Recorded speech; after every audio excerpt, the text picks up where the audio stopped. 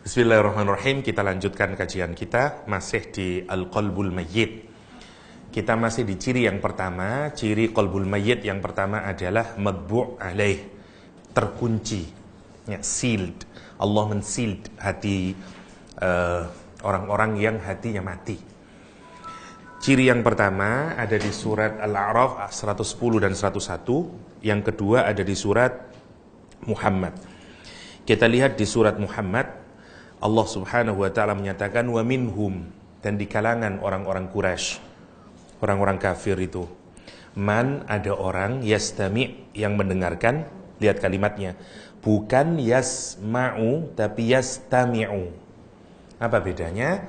Sami'a sama istama'a Muhammad 16 ya. Jadi seperti rumus kemarin, kalau hurufnya lebih banyak, maknanya lebih dalam. Mendengar bahasa Arabnya sami'a. Tapi kalau istama'a, sama-sama mendengar, tapi berarti pasti maknanya lebih dalam lagi. Berarti kalau kita mendengar dengan sangat serius, berusaha benar untuk memahami, bahasa Arabnya istama'a. Gitu, bukan sami'a lagi. Jadi kalau yasma' cuman sekedar mendengar. Kalau yastami'u, dia serius dengerin. No. Yastami'u. Lihat kalimatnya Al-Quranul Karim. Wa minhum, dan sebagian di antara orang-orang kafir itu ada orang yastami'u, mendengar dengan sungguh-sungguh, ilaika, kepadamu Muhammad, hatta idza kharaju, sampai ketika mereka sudah keluar, para sahabat semuanya, min indika, dari sisimu. Jadi ini ada dua backgroundnya. Yang pertama saat khutbah Jum'ah, karena banyak orang mendengarkan. Wah, dia mendengarkan. Karena itu kalau di khutbah Jum'ah biasanya ada Bilal yang menyatakan ansitu wasma'u wa ati'u rahimakumullah, ya. Ansitu, disuruh mendengerin sungguh-sungguh. Lah, ini ada orang yang mendengarkan sungguh-sungguh di antara jamaah itu, tapi ketika semuanya sudah keluar dari masjid, atau saat Rasulullah memberikan taujih atau tausiah secara umum, begitu sudah keluar mina indika, dari sisimu, qalu, mereka berkata, lilladzina utul ilm, kepada orang yang mendapatkan ilmu, maksudnya orang-orang mukmin, Abu Bakar, Umar, Utsman, dan seterusnya, madza qala anifa. Kemudian dia berkata, madza qala, apa yang diucapkan Rasul anifa, tadi, barusan tadi, just recently. Apa tadi yang diomongkan Nabi? Jadi sepertinya dia mendengar, tapi sebenarnya dia tidak mendengar. Satu, berarti apa dia ini? Kalau tak paham masih baik. Yang berarti mereka tak munafik, pura-pura saja dia.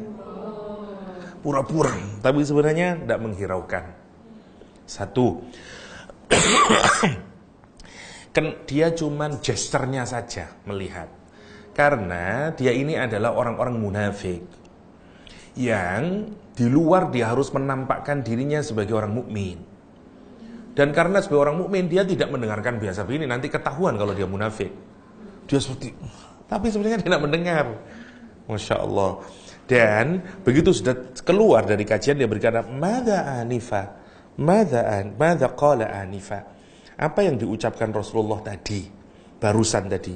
Kata Allah SWT, ulaikal ladzina, mereka itulah orang-orang, taba Allah, yang Allah mengunci, ala qulubihim, atas hati mereka, wattaba'u ahwa'ahum, dan mereka itu hanya mengikuti hawa nafsunya mereka sendiri. Lihat kata Al-Quran. Jadi mereka ini cuman gini ya, ciri orang munafik itu nanti salah satunya adalah mereka hanya kepingin mendapatkan keuntungan dari agama ini. Misalnya kayak beginilah, orang ini kalau dia masih kelihatan orang Islam, misalnya bisnisnya lancar, orang Islam beli sama dia dan segala macamnya, sehingga dia harus tampil seperti orang Islam. Padahal dia tidak tertarik sama Islam. Tertariknya sama Islam apa? Hanya menarik konsumennya, itu aja sebenarnya. Dulu zaman dahulu kala itu banyak orang yang kayak gitu. Dia tidak suka sama Nabi Muhammad SAW. Tapi karena Islam itu ternyata berkembang, maka mereka tidak bisa kecuali oke lah, saya pura-pura menjadi Muslim. Ya, kenapa? Karena untuk kepentingan duniawi. Ya, yang diikuti sebenarnya apa? Hawa nafsunya saja. Hawa. Kalau hawa yahwa itu hawa nafsu. Kalau hawa yahwi itu to fall. Sama, to fall. Jadi jatuh. Ya, falling down itu namanya yahwi. Wan najmi idha hawa. Berarti bukan demi bintang ketika berhawa nafsu. Nah begitu. Bintang ketika jatuh. Ya, maksudnya begitu. Oke, ini ahwa'ahum empty desire sebenarnya biasanya diterjemahkan. Ya, ahwa'ahum. Kenapa kesalahannya? Dia tidak sungguh-sungguh mendengar. Itu yang kita maksud kemarin.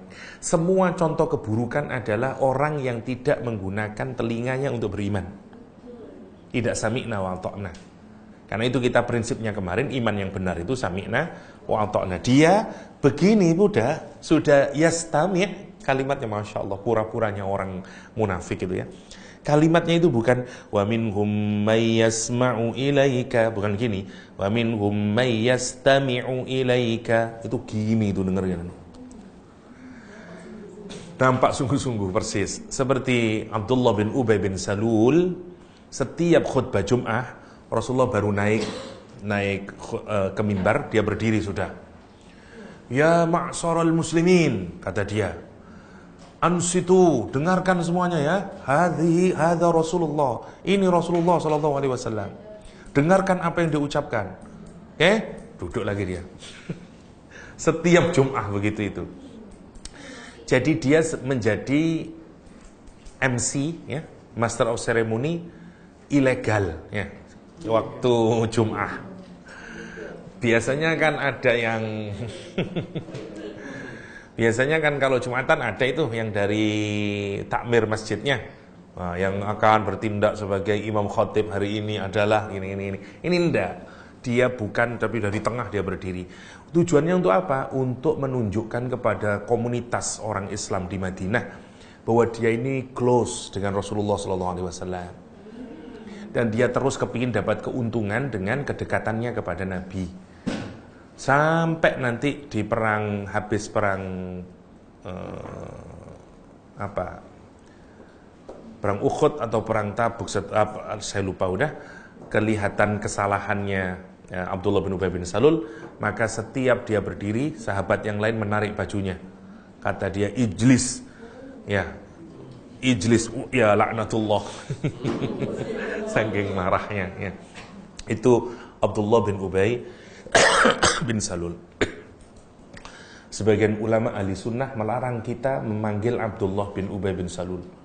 Cukup kalau membicarakan Abdullah bin Ubay, cukup dengan Ibn Salul. Tidak perlu Abdullah, karena Abdullah terlalu baik namanya untuk disematkan kepada Abdullah bin Ubay bin Salul ya. Saking marahnya kepada gembongnya orang munafik. Tapi anaknya soleh. Anaknya Abdullah bin Ubay bin Salul. Oke. Itu hati yang tertutup. Kalau kita pelajari kenapa dia tertutup, karena dia tidak menggunakan telinganya untuk sungguh-sungguh mendengar ya. Baik kepada Allah atau kepada Rasulullah sallallahu alaihi wasallam. Oke. Kita lanjutkan sekarang. Qasi artinya keras. Nanti ada bahasan sendiri qaswatul qalb, apa yang membuat hati kita keras ya. Qaswah itu keras, qaswatun ya. Qasi, hati yang keras. Surat Al-Maidah ayat 13 ya.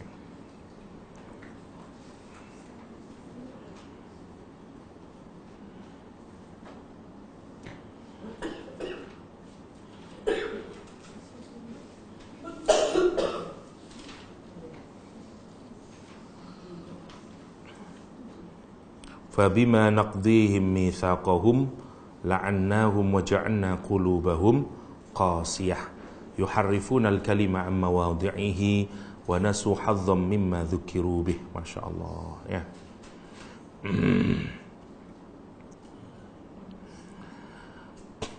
Ini seakan-akan sebelumnya sudah ada kalimat fanaqadu, ya.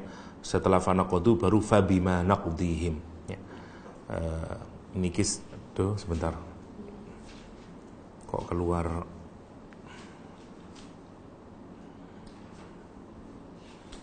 gimana ini?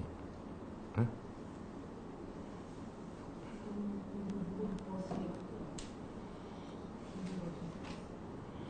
Dia hilang. Al-Maidah 13. Oke, kita lihat. Fabima naqdihim naqadha, ya, memutus, melanggar. Mereka melanggar peraturan Allah, dan karena pelanggaran janji mereka ini, ya, fabima naqdihim mitsaqahum, mitsaq perjanjian yang sangat kuat, ya, mitsaq. Orang akad nikah namanya mitsaqan ghalidha, ya, perjanjian yang sangat kuat, ya. Fabima naqdihim mitsaqahum la'annahum, maka Allah melaknati mereka, ya, karena mereka melanggar janji. Waja'alna qulubahum qasiyah, dan kami jadikan hati mereka qasiyah, keras seperti batu. Jadi kalau kesalahan pertama, apa yang kenapa membuat hati keras? Memutus janji. Yang kedua, yuharrifunal kalim, melakukan tahrif terhadap ayat Allah. Tahrif itu merubah-rubah. Maksudnya A diarahkan ke B, seperti yang kemarin itulah beberapa contohnya, yang Jokowi Ma'ruf dan segala macamnya, ya. Maunya dilarang tapi kita bilang sebenarnya boleh dan segala macamnya. Itu namanya yuharrifunal kalim amma wadi'ihi, dirubah-rubah dari tempatnya. Wa nasu hadzam mimma dzukiru bih, dan apain lagi dia lupa apa saja yang dipesankan, dia lupa sebagian yang dipesankan. Wa nadu hadzan mimma dzukiru bih, dan tidak ingat lagi. Wala tazalu tattali'u ala kha'inatin minhum illa qalilan minhum fa'fu anhum wasfah innallaha yuhibbul muhsinin. Ini sampai di ayat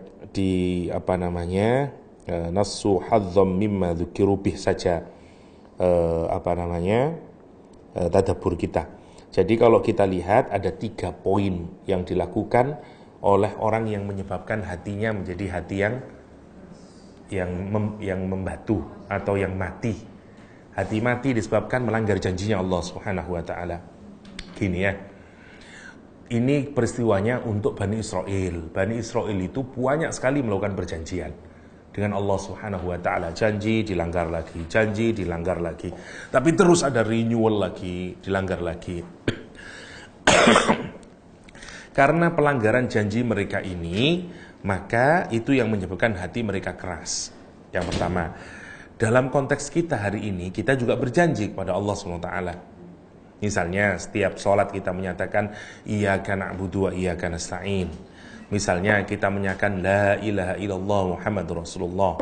Sebenarnya kalau kita fikirkan, semuanya itu janji. Itu janji. Meskipun kalau kita lihat dari orang Bani Israel jauh lebih keras lagi. Kan memang Bani Israel berjanji ya dengan Nabi Musa alaihissalam akan begini, tapi mereka terus melanggar. Satu, artinya kalau kita ini melanggar aturan Allah terus menerus, itu akan menyebabkan apa? Kerasnya hati. Jadi saat nanti sama dengan Ron. Di sini ada ndak Ron? Naktub alaihi ron nomor 5, ya. Jadi maksiat itu kalau dilakukan terus menerus, maksiat dilakukan terus, itu akan mengeraskan hati, ya. Jadi itu yang menyebabkan kenapa dia kemudian menjadi keras hatinya. Di tempat yang lain nanti nomor 5 kita menyebut sebagai ron atau apa, rusty, atau ya sudah membeku, keras sekali, namanya ron. Yang pertama. Yang kedua, yuharrifunal kalim, mereka merubah-rubah ayat-ayat Allah, aturan Allah SWT dalam konteks kita. Jadi mudahnya dia merubah. Misalnya apa contohnya yang sekarang lagi ngetren, jilbab dirubah sebagai bukan kewajiban tapi sekedar aturan modesti dalam Islam. Ada lagi misalnya yang menyatakan sebenarnya Islam itu tidak melarang liwat atau homoseksual, karena sebenarnya yang dilarang itu bukan perbuatan itu sendiri, tapi karena macam-macam. Sekarang banyak begitu-begitu itu orang yang melakukan tahrif terhadap ayat Allah Subhanahu wa taala. Ini biasa. Yang menariknya ya, orang Yahudi itu selalu dikaitkan dengan intelektual di dalam Al-Quran karena mereka mengerti agamanya. Karena kalau tidak mengerti agama, bagaimana mereka melakukan tahrif? Gak bisa dia melakukan tahrif ya. Dia merubah-rubah aturan Allah SWT. Nah ini yang bahaya kalau kita pikirkan.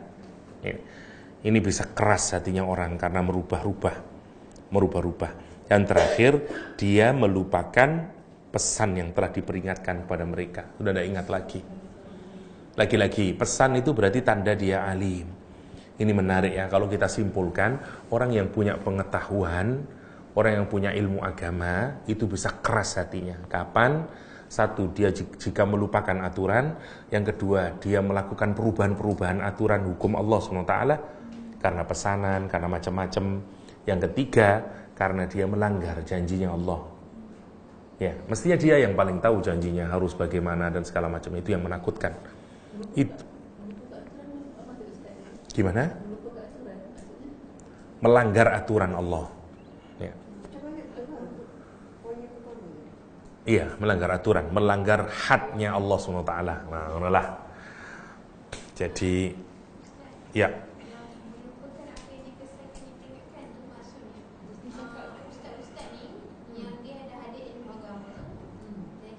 Untuk konteks kita, ya. Untuk konteks kita.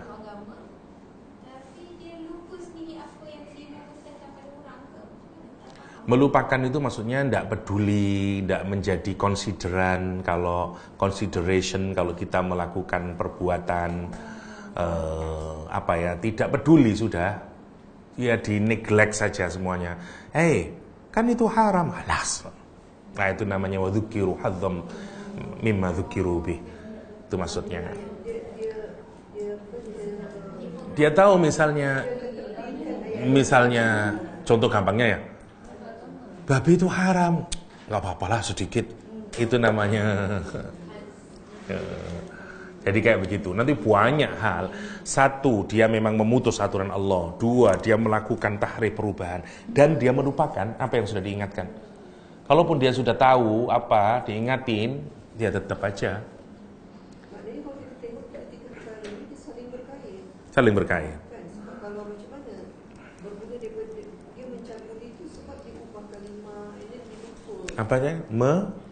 Mencabuli?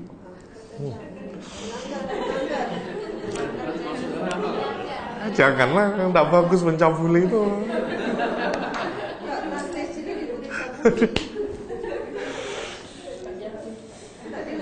Mencabuli itu di sana berzina. Mencabuli itu. Jadi berzina dengan kita. Gitu ya.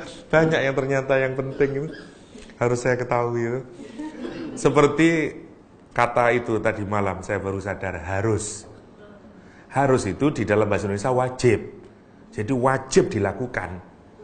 Saya harus makan, berarti wajib kau makan. Di sini terserah maknanya. Makan boleh, tak makan boleh. Itu kan bisa berkelahi antara Indonesia dan Malaysia itu. Bukan, mubah itu boleh-boleh saja. Itu kalau di bahasa Indonesia. Harus. Itu dulu sekolahnya keliru itu kayaknya. Nulis. Ya. Boleh-boleh saja. Kebolehan. Jadi kalau mubah itu boleh. Artinya beda ya. Mubah boleh, wajib artinya harus. Atau kemestian sama lah. Musti, harus, itu sama. Iya ya, itu yang beda banget itu. sekarang dapat lagi mencabuli. Jadi dalam otak saya mencabuli itu seperti biasanya dipakai kayak pedofilia, itu mencabuli istilahnya. Jadi kurangnya nah, sound good. Oke, itu makna yang pertama. Yang kedua Al-An'am 43. Kita lihat Al-An'am 43.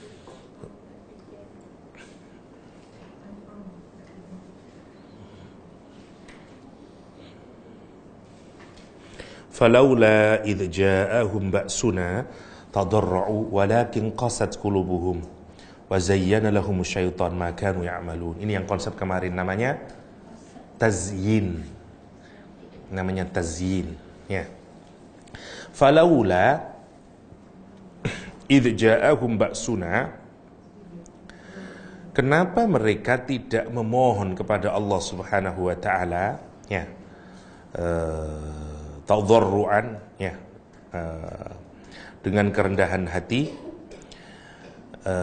idh ja'ahum, ketika datang kepada mereka, apa yang datang? Ba'suna, ya, siksaan kami atau azab kami. Maksudnya sebenarnya begini kalimatnya, falaula tadarra'u gitu, idh ja'ahum ba'suna, tapi di kalimatnya dipertegas karena diawalkan karena ujian, karena siksaan itu lebih peristiwa yang sangat besar. Karena itu kalimatnya didahulukan. Falaula, mengapa tidak ketika datang kepada mereka siksaan dari kami, tadarra'u, mereka tadarru, sungguh-sungguh merendahkan diri, itu namanya tadarru, ya. Walakin qasat qulub, mereka kenapa tidak tadarru? Karena hati mereka keras. Walakin qasat qulubuhum, akan tetapi hati mereka keras. Wa zayyana lahum syaitan, dan setan menghiasi bagi mereka terhadap apa? Makanu ya'malun, terhadap apa yang mereka telah lakukan. Ini cerita tentang siksa. Kita lanjutin satu ayat lagi lah. Falamma nasu ma dzukiru bihi fatahna 'alaihim abwaaba kulli syai' hatta idza farihu bima utu akhadnahum baghtatan fa idza hum mublisun. Apa dari atas ayatnya, wa laqad arsalna ila min qablika wa akhadna bil ba'si wa dharra lahum yatadarra'un.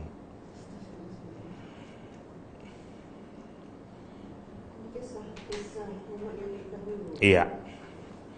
Sebentar, Al-An'am ayat berapa tadi? 43.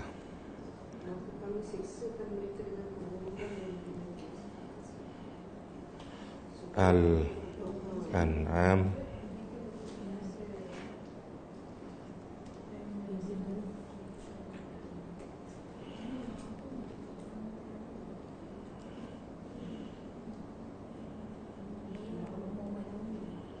bentar Kak.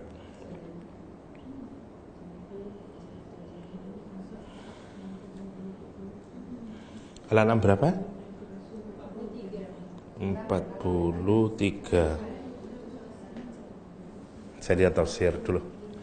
Qaulu ta'ala qauluhu ma'nahu fahalla wal ba's al azab, maksud al-ayat anna Allah ta'ala alama nabiyyu annahu qad arsala ila qaumin qablah balaghu minal qaswa annahu akhadhu bisyada'id wa lam yakhda'u wa aqamu ala kufrihim wa zayyana lahum syaitan dhalalatuhu wa adharu.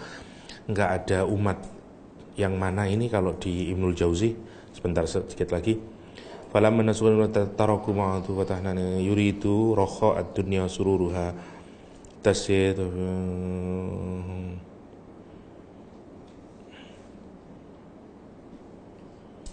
Enggak, umum saja sifatnya. Ayatul ayis min rahmatillahi ta'ala. Oke, ayatnya umum, jadi ini terbuka untuk umat-umat terdahulu mana saja. Allah menggambarkan gambaran dari umat-umat terdahulu yang ketika Allah menurunkan azabnya, mereka tidak tadarru, terus saja sombong. Saya kasih case-nya umatnya Nabi Lut, ya, sudah diperingati, tetapi tetap aja sombong, dan mereka menganggap perbuatan mereka adalah perbuatan yang baik, yaitu perbuatan homoseksualitas. Sampai mereka datang ke rumahnya Nabi Lut, melakukan demonstrasi untuk meminta tamunya Nabi Lut agar diberikan kepada mereka, karena mereka hendak melakukan pesta seks atau pesta homoseksual dengan tamu-tamunya Nabi Lut. Ya, jadi pertama kalau kita lihat, kenapa mereka tidak menyadari itu bagian dari kesalahan? Karena setan sudah menghiasi mereka bahwa apa yang mereka lakukan adalah perbuatan yang baik. Di Indonesia lagi ramai satu partai didirikan oleh anak-anak muda, anak muda yang kebanyakan pemimpinnya sih orang Kristen memang, anak-anak muda liberal. Namanya PSI, Partai Solidaritas Indonesia. Alhamdulillah tidak dapat suara sehingga tidak sampai ke parlemen ini. Baru pertama muncul, baru ikut pemilu sekarang ini. Alhamdulillah kalah, jadi tidak ada suara di parlemen. Tapi iklannya di televisi menarik-menarik. Satu iklannya anti poligami. Jadi dan itu di televisi tiap hari. Jadi kita partai yang anti poligami. Terus dikasih dikasih kesedihannya orang kalau ayahnya menikah lagi. Ada iklannya, kaya mereka. Jadi satu anti poligami. Yang kedua itu macam-macam. Mendukung LGBT terang-terangan, jadi hak-hak mereka untuk hidup, kaum gay dan segala macamnya. Jadi banyak yang gelisah, tapi karena negara demokrasi, karena bukan negara agama, paling banter cuma bisa mengkritik satu sama lain. Lah, kalau kita pikirkan kenapa teman-teman misalnya LGBT katakanlah atau apalah, kok bisa memberikan dukungan sebegitu hebatnya? Karena mereka itu menyangka apa yang mereka lakukan merupakan kebaikan. Gitu. Kenapa? Kalau bahasa agama Islam adalah setan melakukan tazyin. Ya. Jadi dipercantik apa yang sebenarnya barang buruk. Kayak ginilah. Anak usia 17 tahun kan sudah balik laki-laki. Terus dia pacaran dan melakukan perbuatan maksiat, oke lah, katakanlah tidak berzina, tapi dia sudah mulai kissing, mulai apalah, kan itu dosa. Terus dia bilang kepada kamu itu gitu, itu maksiat, ini gini. Terus dia bilang, saya masih muda, wajar lah. Nanti semua orang juga masih muda begitu, nanti kan bisa taubat dan segala macamnya. Dan dia merasa oke saja melakukan perbuatan itu, namanya tazyin. Jadi tazyin, tazyinun, ya.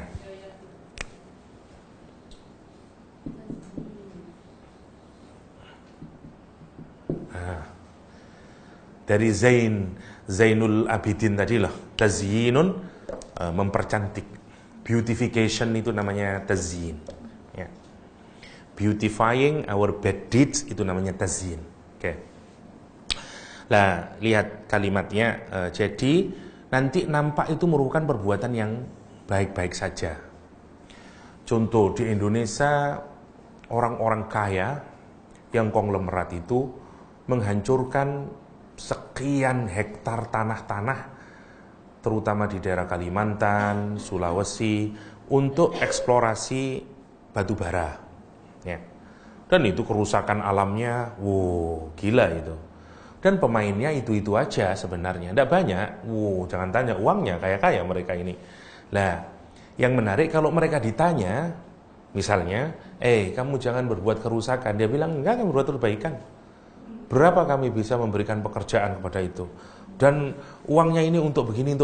Apa yang mereka lakukan itu dianggap merupakan sebuah kebaikan. Itu namanya tazyin. Pada tingkat yang lebih besar, ya. Terus nanti semuanya harta maksiat yang kita lakukan. Korupsi, tapi kan saya nyumbang anak yatim. Tapi kan sebagian saya gunakan untuk umroh, tazyin. Ya, apa sajalah, nanti semuanya begitu. Namanya tazyin. Ya. Kata Allah Subhanahu wa taala di ayat ini, kenapa umatnya Nabi Lut begitu? Karena mereka tazyin. Maka begitu azab itu datang, mereka tidak tadzarru kepada Allah, tetap bahkan menantang Allah Subhanahu wa taala. Ya. Itu yang digambarkan. Umatnya Nabi Saleh malah keterlaluan. dia pakai pakaian putih, udah kita mau mati, menghina Nabi Saleh. Masya Allah ya. Karena seakan-akan mana azab itu kalau memang datang, itu yang dimaksud oleh Allah. Nah, orang yang kayak begini itu hatinya sudah mayyit, sudah mati, itu maksudnya. Karena hatta ancaman Allah Subhanahu wa taala bagi mereka nggak ada artinya. Nggak ada artinya. Ancaman itu tidak melahirkan tadzarru. Mestinya kalau hati hidup, ancaman Allah melahirkan apa? Hati menjadi tubuh menjadi khusyuk, ya, hati menjadi layyin, kan gitu toh. Kalau kita membaca ayat-ayat tentang ancaman Allah, baca neraka, baca apapun, mestinya tesnya kalau hati kita, tesnya itu kalau hati kita masih sehat, maka hati merasa apa? Merasa takut, ya. Hatinya merasa layyin, hatinya menjadi khosyah, kan itu kalimat yang dipakai tadi untuk hati yang hidup, ya. Hatinya menjadi bergetar, dak-dikduk dia. Tapi ini enggak, kalau diancam dengan azab ketawa dia. Nah, Ini kesannya ayat ini adalah dalam situasi yang sebenarnya umat itu dah sedang menerima azab. azab. Tapi dia tidak menyadari, bukan tidak menyadari, tapi mereka menganggap bahwa apa yang mereka lakukan itu baik, sehingga dia tidak menyangka azab itu bagian dari dia. Tinggal nunggu azab besarnya saja sebenarnya. Ya. Nah, sekarang ini menarik, misalnya kalau kita jelaskan kepada mereka bahwa salah satu sexual transmitted disease, benar ya? Ya, STD.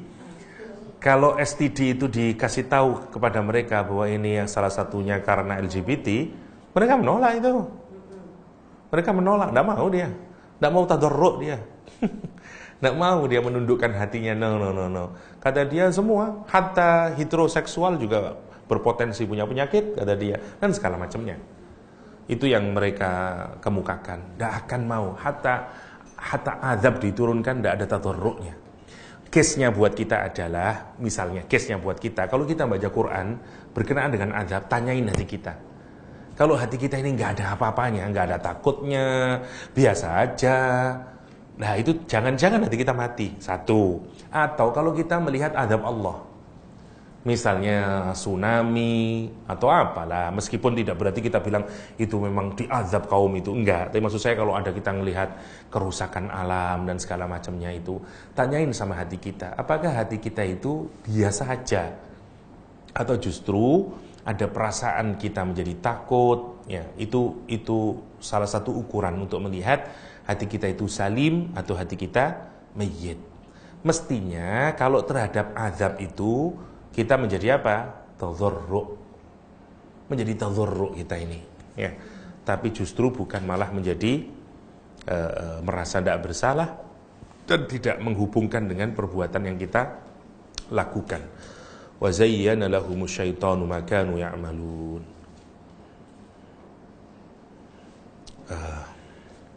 Saya itu menarik ya, saya tidak tahu, tapi seringkali saya merasa kalau sholat itu kurang benar, kadang telat, kadang apalah mepet.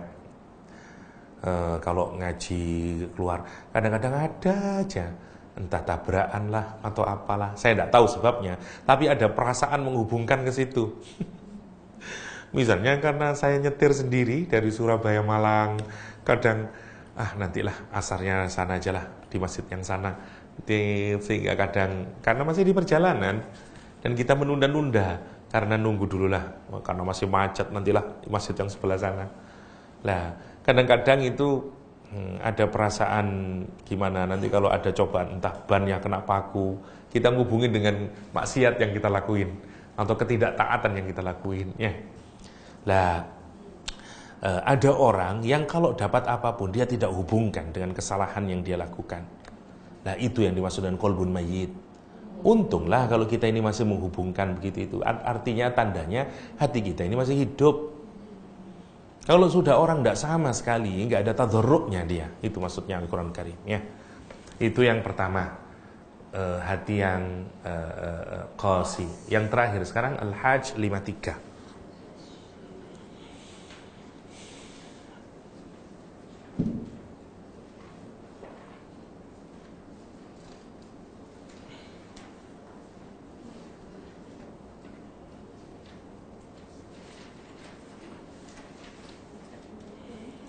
Oke.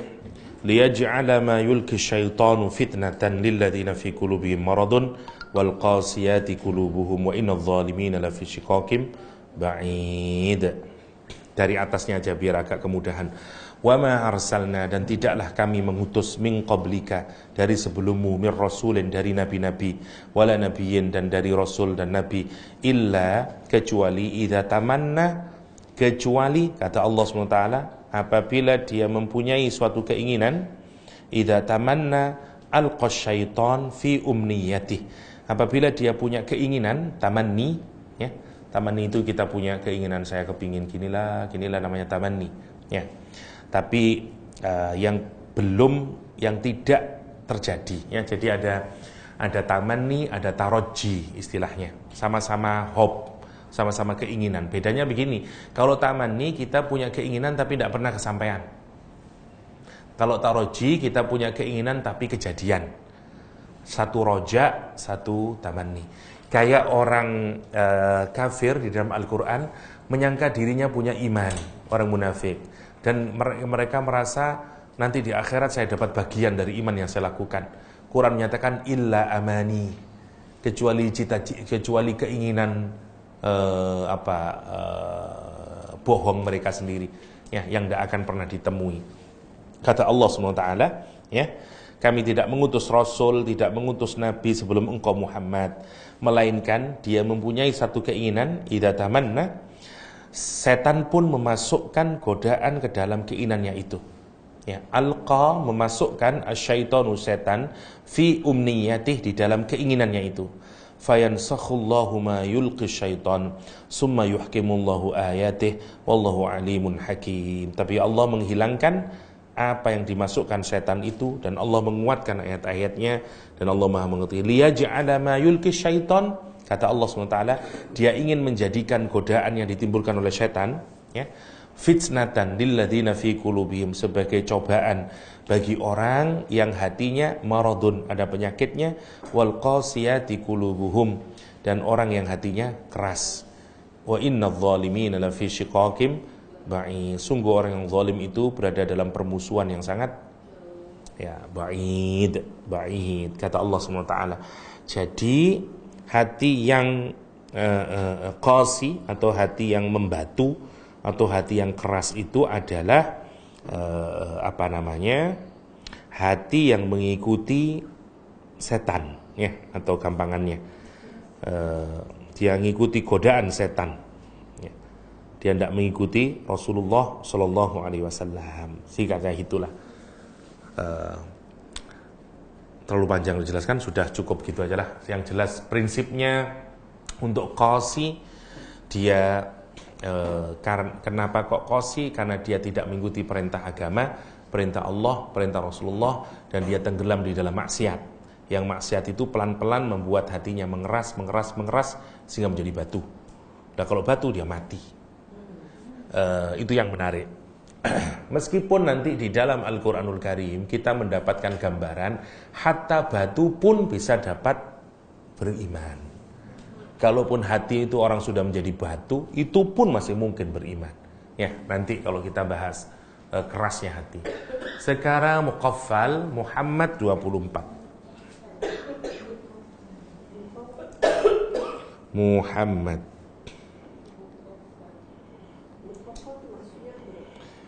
Katalah dulu Muhammad, ayat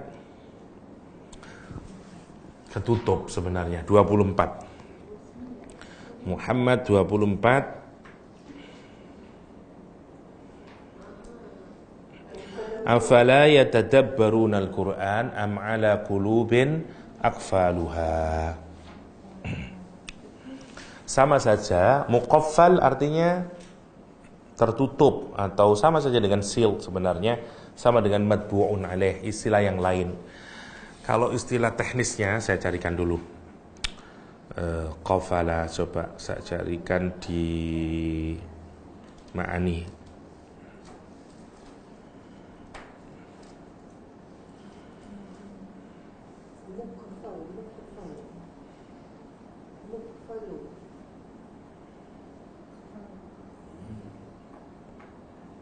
Oh, tidak ada, come on. Mukfal tu mukfal. Sebentar. Afala yatadabburuna al-Qur'an. Enggak ada ini.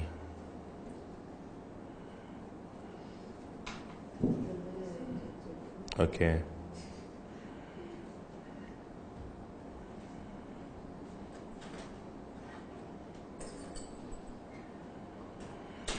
Maghalikuha allati la tuftah. Tutupnya yang tidak bisa terbuka. Al-qaflu ma yuj'alu mani'an min fathil bab. Ini makna dasarnya. Jadi yang disebut dengan qaflu atau qafal adalah sesuatu yang dijadikan sebagai penghalang untuk terbukanya pintu. Nah, itu namanya qafl. Summa abbara bihi min kulli mani'in insan an tu'ati bainal ba'dil af'al. Kemudian ini dipakai untuk apa saja yang menghalangi seseorang untuk melakukan perbuatan ketaatan pada Allah SWT. Namanya aqfal atau al-qaflu. Al-qaflu jamaknya aqfal, yuqalu aqfaltul bab. Qad ja'ala dzalika min kulli mani'in insan. Ya, sama. Kita menutup pintu, namanya juga bisa menggunakan kalimat aqfaltul bab. Aku menutup pintu, ya. Wa qila lil bakhil muqaffalul yadain. Oke.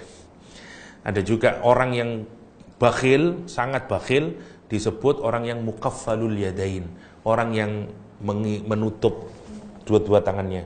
Jadi kalau ada orang yang pelit, boleh disebut dengan muqaffal, ya.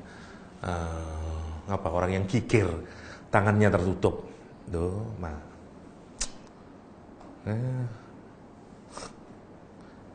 Itu namanya muqaffal, ya.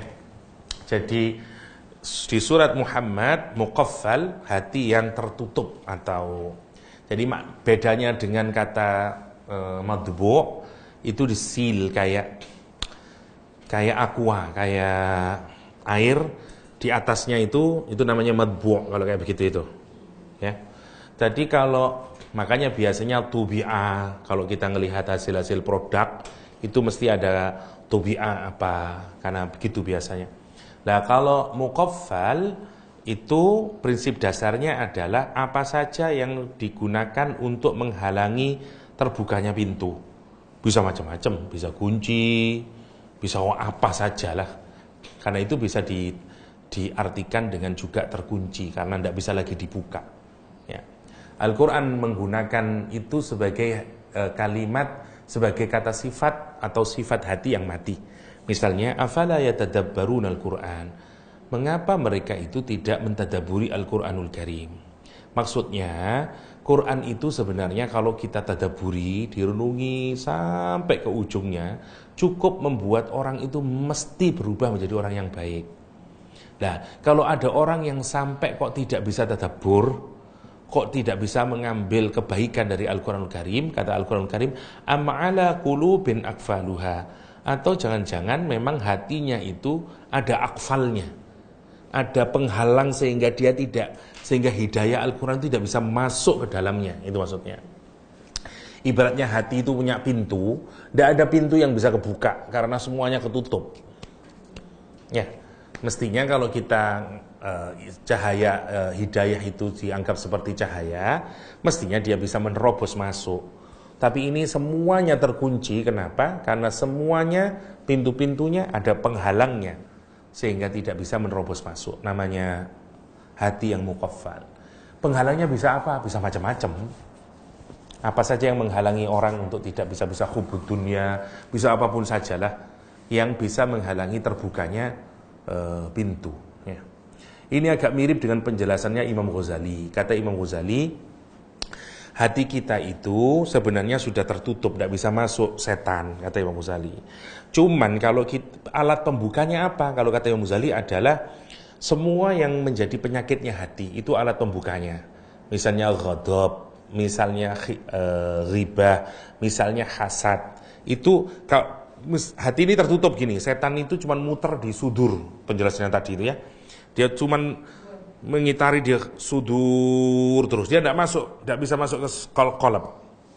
Tapi begitu kita punya amradul qulub, berupa hasad, berusaha ghibah, berusaha macam-macam, maka dengan sendirinya kita membuka hati itu sehingga dia bisa masuk, kata kalau Imam Ghazali. Jadi kata Imam Ghazali, sepanjang engkau memiliki amradul qulub, meskipun kamu sudah membaca isti'adzah, a'udzubillahi minasyaitonirrajim, apapun setan akan tetap menunggu. Maka begitu kamu selesai tidak membaca isti'adzah dan kamu masih memiliki rasa hasad, dia bisa masuk. Itu yang digambarkan. Itu yang kalau di sini memang cahayanya tidak bisa masuk. Sekarang dengan gaya yang sama, ya mungkin Imam Ghazali meniru gayanya itu yang disebut dengan akfal. Sekarang cahaya bukan setan yang mau masuk, tapi semuanya tertutup karena tidak ada pembukanya. Pembukanya adalah amal soleh, iman, keyakinan dan segala macamnya itu yang tidak dimiliki, ya. Itu untuk muqaffal. Maknun ini juga sama maknanya. Ini juga terkunci juga sebenarnya, ya. Maknun kita lihat di satu aja lah, Al-An'am 25.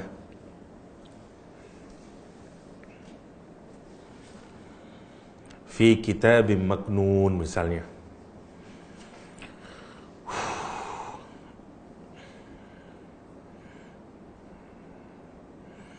Al-An'am, wa minhum may yastami'u ilaika wa ja'alna ala qulubihim akinnah. Ya, maknun, akinnah, tutup beda lagi dari kata akinnah. Gini, orang dulu itu punya musuh, saling punya musuh.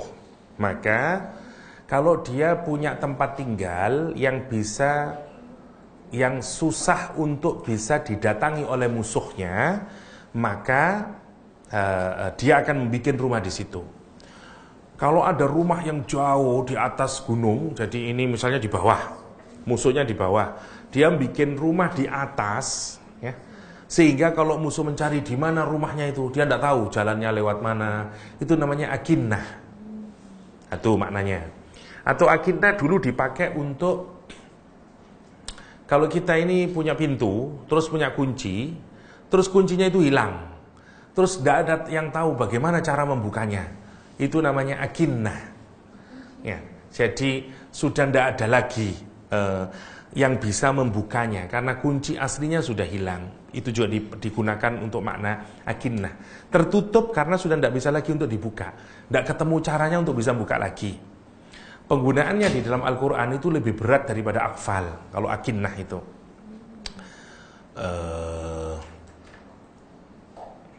Sama juga dipakai untuk nest burung.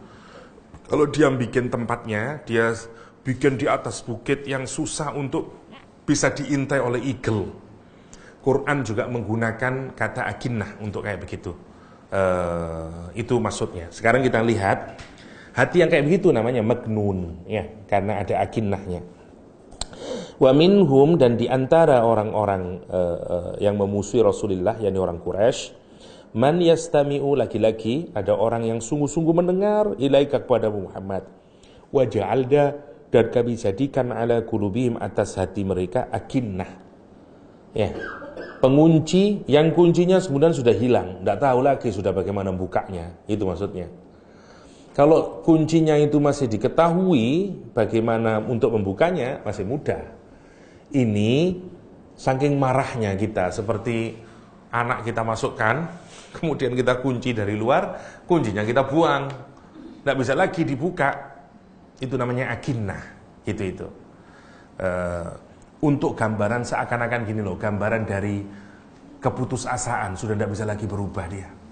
Itu namanya akinnah, ya. Fi qulubi akinnah ayyafqahuhu, dia dikasih penutup sehingga dia tidak bisa memahami agama ini. Dikunci hatinya sehingga dia tidak bisa tafaqquh, tidak bisa memahami agama. Mau dikasih apapun dia nggak bisa. Kalau kita melihat ada orang yang kayak begitu, itu sudah ada akinnahnya dan susah itu. Susah. Kenapa? Karena kuncinya sudah hilang. Masya Allah, itu hati yang mati, ya. Wa fi adhanihim waqra, dan di dalam telinga mereka ada waqra. Itu yang menarik. Di telinganya ada waqra, ada penutup. Di telinganya ada sumbatan. Wa iyarau kulla ayatin la yu'minu biha. Masya Allah. Kalaupun dia melihat setiap tanda-tanda kekuasaan Allah subhanahu wa ta'ala, enggak beriman dia. Hatta idza ja'uka ujadilunaka yaqulu alladziina kafaru in hadza illa asatirul awwalin. Bahkan kalau kamu mau datangi mereka, debat kemudian melakukan argumentasi, ya, kita ajak debat, kita nasihati dia. Bagaimana komentarnya mereka? In hadza illa asatirul awwalin. Ini hanyalah legenda saja. Quran ini hanyalah omongannya orang-orang terdahulu. Tidak ada manfaatnya. Amnya asatirul awwalin. Asatir dari kata siter, ya. Asatirul awwalin itu kayak dari kata story. Nanti dari kata itu muncul kata story kalau dalam bahasa Inggris. Dari usturah. Jadi ada dua untuk menyebut sejarah itu. Satu kisah, satu usturah. Usturah jamaknya asatir. Dari asatir muncul kata story. Gitu dalam bahasa Inggris. Tetapi yang satu kisah, dari kisah lahir kata kisah. Kalau dalam bahasa Al-Quranul Karim, mana yang menunjukkan kejadian yang nyata? Kisah. Story bukan kejadian yang nyata. Dibalik ya, kalau kita ngomong story, true story.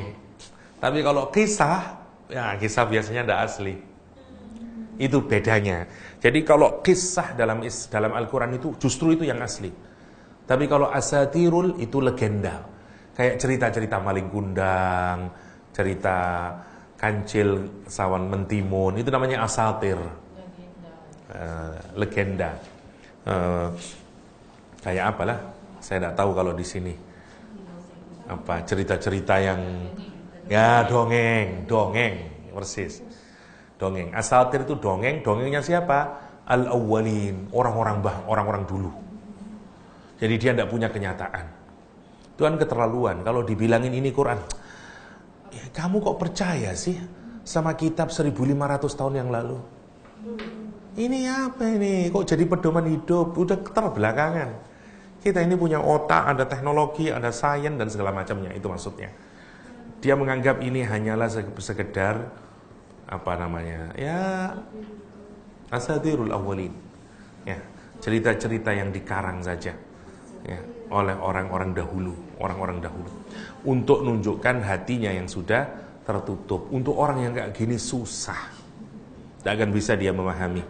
Itu yang disebutkan Al-Quran dengan akinnatan ayyafqahuhu wa fi adhanihim waqra, kata Al-Quranul Karim. Ya.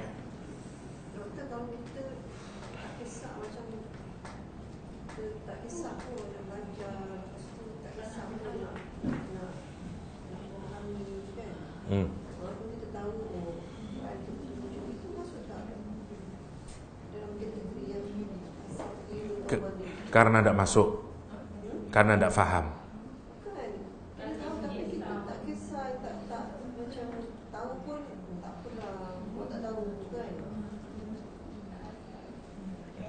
Maksudnya pengetahuannya tidak diperdulikan.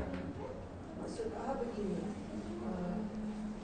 kalau satu ketika dulu kan tahu je Quran di Petunjuk. kan, tapi tidak ada usaha untuk memahami. tak ada usaha, tak kisah sibuk dengan maknanya kalau kita ada masalah pun kita cari tempat lain. Tak pada Quran tu. Walaupun mungkin kita tak sebut, tapi kita anggap macam boleh ke? Ya. Itu termasuk ke asatirul awwalin? Tidak masuk asatirul awwalin, tapi termasuk orang yang berhijrah dari Al-Quranul Karim. Ya. Karena maksudnya dia jauh dari Al-Quranul Karim. Lah itu juga masuk neraka soalnya. Iya ya, seperti yang kemarin kita jelaskan ya. Kan fungsi Nabi itu ada dua. Satu sebagai ketika baca ayat, saya sudah pernah jelasin lah ya. Imam Alusi, saya pernah jelasin Imam Alusi. Sudah kemarin. Ketika baca ayat wajibna ya, min kulli ummatin bi syahidin, ala haula'i syahida.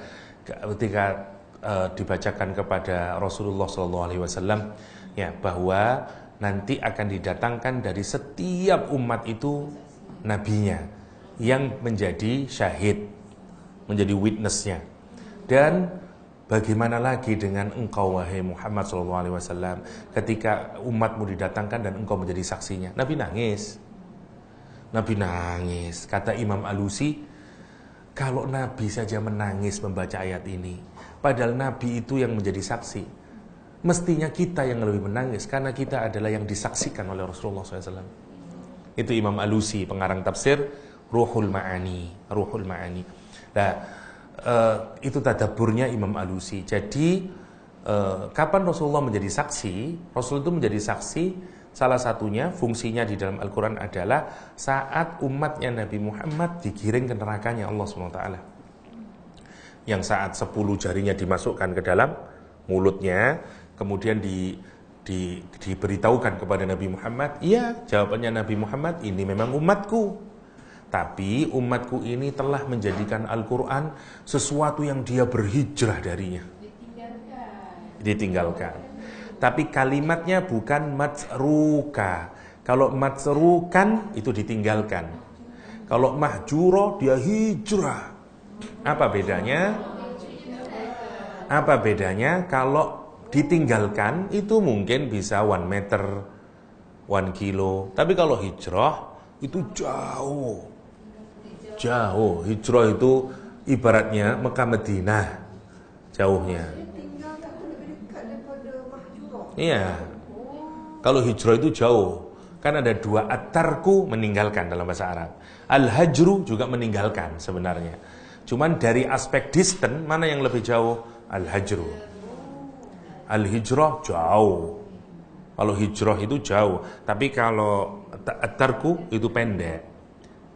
Misalnya teh tarik misalnya. Teh tarik jauh enggak? Ya seginilah teh tarik. Ditinggalkan ini yang di sini, tinggalkan pindah ke sini. Karena itu disebut dengan teh tarik. Dari kata taroka artinya meninggal. Jadi memang dari bahasanya itu. Kata tarik orang yang meninggalkan, tarikun, tarikus shalah, orang yang meninggalkan salat. Ini teh yang di sini ditinggal, dipindah sini, ini pindah lagi ini. Menjadi teh tariknya. Kalau jauh diganti namanya teh hijrah gitu.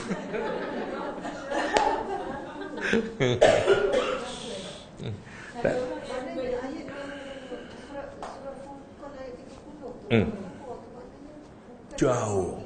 Ya. Tetapi kita takut ya, penjelasannya Ibnu Taimiyah tentang ayat ini menakutkan. Kata Ibnu Taimiyah, orang yang sudah membaca Al-Quran tapi dia tidak memahami Al-Quran, dia termasuk orang yang meninggalkan Al-Quran. Orang yang memahami Al-Quran tapi dia tidak mengamalkan Al-Quran, atau dia belum mengamalkan Al-Quran, dia masih berhijrah dari Al-Quran, kata Ibnu Taimiyah. Ya tentu saja ini menakutkan ya. Ibnu Taimiyah, maksudnya dia sengaja memang tidak pernah melakukannya meskipun dia faham. Jadi maksudnya kenapa Ibnu Taimiyah milih pendapat kayak begini, karena agar kita ini hati-hati dengan Al-Quran. Baca Al-Quran, pahami Al-Quran, usaha untuk menjalankan isinya Al-Quran, itu maksudnya. Karena kalau kita sekedar baca tapi tidak punya keinginan sama sekali kita untuk memahaminya, kita berhijrah sebenarnya. Sama, kita sudah paham Al-Quran tapi tidak ada keinginan untuk mengamalkannya, kita berhijrah. Itu maksudnya. Dan kalimat yang dipakai itu hijrah, jauh. Dan kalau kita pikirkan sekarang, umat Islam hijrah enggak dari Al-Quran? Hijrah. Hijrah. Wong di mereka hidup tidak dengan Al-Quran kok. Buktinya bikin aturan hidup juga tidak dengan Al-Quran kok. Ya. Secara umum sebenarnya kita sudah berhijrah dari Al-Quranul Karim. Itu yang kita takutkan. Padahal Rasul ngasih persaksian atas itu, bahwa kita ini umat akhirnya itu inna qaumi ittakhadhu hadzal qur'ana mahjura, ya, sebagai sesuatu yang ditinggalkan, dihijrahkan, ya. Itu menakutkannya ya, namanya mahjura. Ini semuanya maknanya juga tertutup semuanya ya. ada makhtum tertutup, semuanya tertutup, maknun tertutup, semuanya tertutup. Namanya mati ya memang tertutup lah. Kalau terbuka masih hidup berarti. Jadi sebenarnya makna dasarnya semuanya tertutup. Meskipun alaihi ron, di dalamnya ron itu apa? Kalau bahasa Indonesia namanya kok lupa saya. Rasti itu apa namanya? Apa? Berkarat, ya berkarat. Sampai karatnya itu menutupi semuanya. Sehingga kemudian tidak ada celah lagi untuk bisa masuk, gitu maksudnya. Kalau kita punya barang, terus berkaratan semuanya, tidak bisa sudah. Karena sudah terlalu parah. Itu. Salah satu maknanya ron adalah karat. Nabi menghubungkan ron itu dengan hadis man adznaba ya dzamban, siapa orang melakukan perbuatan satu maksiat, kemudian tertulis satu nuqtatun sauda dalam hatinya. Kemudian ada satu bintik hitam dalam hatinya.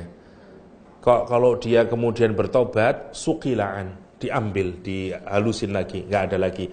Tapi kalau dia zada, kemudian dia nambah lagi, kemudian ditambahin lagi, titiknya makin banyak. Kalau titiknya itu sudah penuh hati itu, bintik hitam semuanya, kata Nabi, dzalikar ron, itulah ron.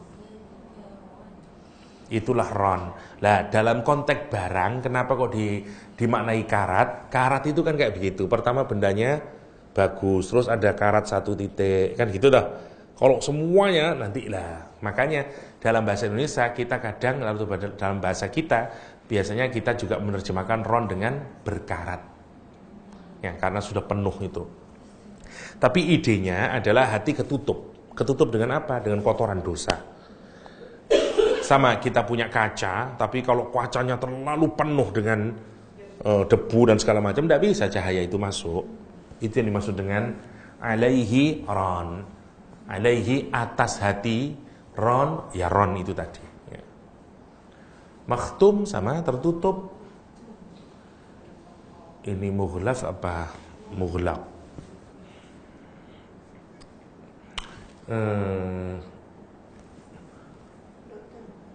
Mutafifin tidak usah deh, ron sudah cukup lah. Apa? Oh, Masya Allah. Jadi 7. Tapi besok insya Allah agak lebih cepat karena sudah saya kasih ayat-ayatnya. Jadi terus sama clue-cluenya. Besok targetnya kita sudah menyelesaikan semuanya, Kak. Jadi tinggal amrodul qulub, penyakit hati, sama sudah penyakit hati, sama qaswatul qalb, kerasnya hati, apa penyebab kerasnya hati, terus sama yang tadi yang di sini yang belum 2, siapa orang yang dicintai Allah dan siapa orang yang la khaufun alaihim wa lahum yahzanun. Habis itu baru pindah ke at-taubah. Kalau mencukupi, insya Allah cukuplah. Besok selesai, jadi hari terakhir baru taubah. Kalau perlu ditadaburkan ayat-ayat itu. Mestinya iya. Mestinya tadaburnya itu tidak mungkin satu ayat karena tidak kena. Mestinya itu paling tidak 3 baru kena. Tapi tidak apa-apalah untuk sementara ya.